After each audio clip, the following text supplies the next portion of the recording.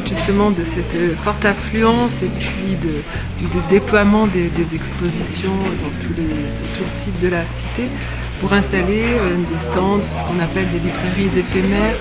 Donc il y a une belle sélection de livres autour de l'œuvre de Tardi et on a pu déployer aussi l'espace pour accueillir des auteurs en dédicace. Voilà. La librairie, alors là, dans toute sa splendeur, parce que là, effectivement, on a présenté de table en table, on a relayé toute la programmation de la ville. Au fur et à mesure qu'on connaît le nom des prix, on monte les piles. Enfin. Nous commençons l'après-midi avec un invité de prestige qui est Robert Valley, qui est un grand auteur américain qui a beaucoup travaillé dans le comic books américain et qui parallèlement a développé toute une production en tant que réalisateur de films d'animation et qui vient présenter ici l'une de ses dernières réalisations, une web animation intitulée Shinjuku qui connaît énormément de succès aux États-Unis. C'est une première mondiale à Angoulême. I've been working on a short film.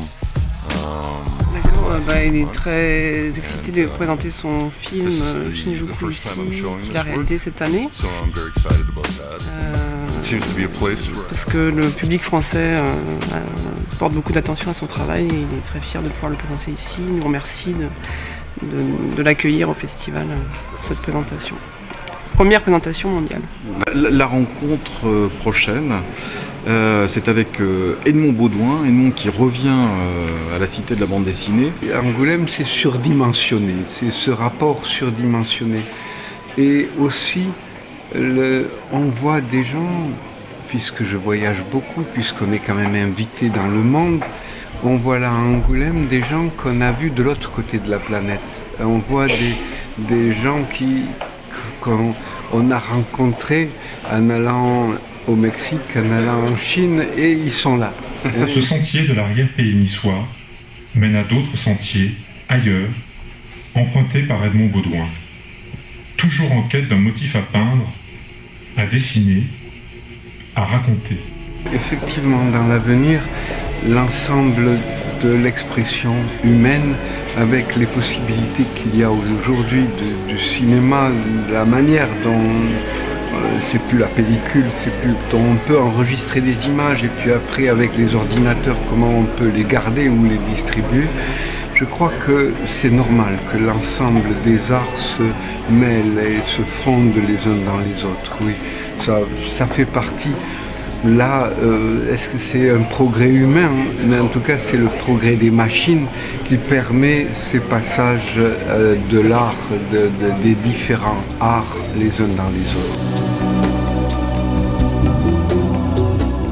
C'est tout au long de l'année, c'est-à-dire que lundi, le musée sera fermé au public, mais dès mardi, il est à nouveau possible de pouvoir visiter des expositions, emprunter des bandes dessinées, venir voir des films.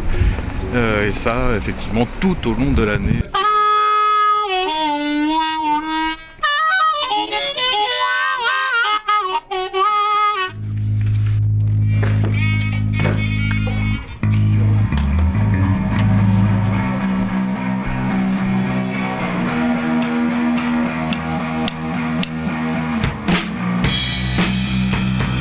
Il va y avoir, je sais pas, une grosse centaine de personnes qui vont lire un album de bande dessinée, tous en même temps, dans le noir, confortablement assis, avec une espèce de BO comme au cinéma, une bande originale jouée en live avec un énorme son.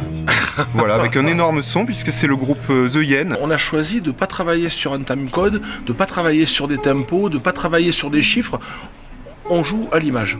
Donc tous les soirs, ça sera légèrement différent. Au vent mauvais, c'est une bande dessinée que j'ai mis en image sur un texte de mon vieux copain Rascal, qui est là aussi. Je pensais que le livre s'arrêterait à cet état-là, quoi. Donc, mais puis après, quand Thierry m'a dit qu'il y aurait peut-être une possibilité avec deux anciens Noirs Désirs, parce que je connaissais pas les IN, moi, c'était un groupe qui a compté dans ma vie. Thierry est venu me voir un jour en me disant tiens, j'aimerais bien que tu lises ma dernière BD. Je dis avec plaisir. Et puis il m'a dit écoute, j'avais l'idée de te confier l'histoire de faire de la musique. Et je lui ai dit, écoute, la musique sur une BD, va falloir m'expliquer un petit peu. Et il m'a dit, mais ça se monte comme un film d'animation, à la différence que c'est pas les personnages qui sont animés, mais c'est le décor. Ouais, c'est vraiment c'est un moment particulier, c'est presque inoubliable quand on sait que à ce moment-là, c'est greffé ou tatoué dans un coin de sa cervelle et c'était un des beaux moments de la vie.